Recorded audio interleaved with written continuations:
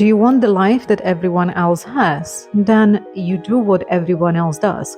But if you want something different, then it will feel like you are doing something different because you actually have to do something different than everyone else to achieve great results in life.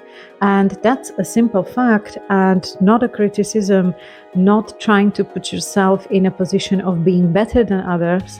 But if you want a different results in life than others, then you have to do something else. And yes, it feels different because it is different. And this is one thing you need to put in your head, that it will always be different if you want different results.